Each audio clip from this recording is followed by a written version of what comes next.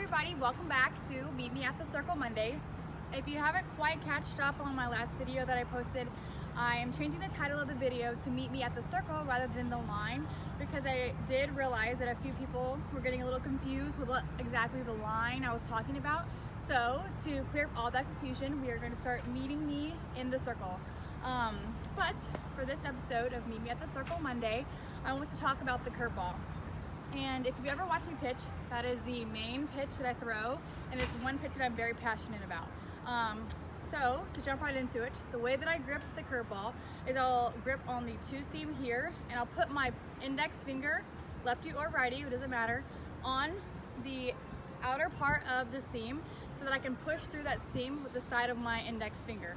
So the more that I can really get a good grip and kind of curl my finger around that seam, I can really push through the seam and maximize the amount of rotations that I get on the ball when I release the pitch. So once you get a good grip on the ball, the next part is the arm circle. So a lot of people still keep their arm nice and long, but for the curveball, I believe you really kind of need to cut down right about here so you can get your elbow in front of that back hip and really work around the pitch. Because the more that we get long right here with our arm, it's going to be harder for our hands to work around the ball. We're going to get a little bit of a crooked spin on the curveball rather than the complete horizontal spin that we're going for. So once you get your good grip in your arm circle, you want to get here and point your fingers away from your head and then cut down, take your elbow in front of that back hip and then work through your front hip. So you cut down, make sure your hand is facing upward.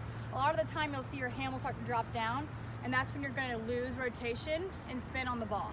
So here, hands facing up towards the sky, and then really push with that index finger through that seam and finish through your front hip. The finish is really key, because if you don't quite get your hand around the ball and finish, you're gonna get a lot of spin, but maybe not that late break that you're looking for.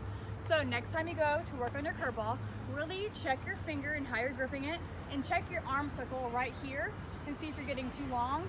Because if you are, then maybe that's what's hindering your curveball from being as effective as it could be. I hope this helps some of you guys, and I want you to meet me at the circle next Monday.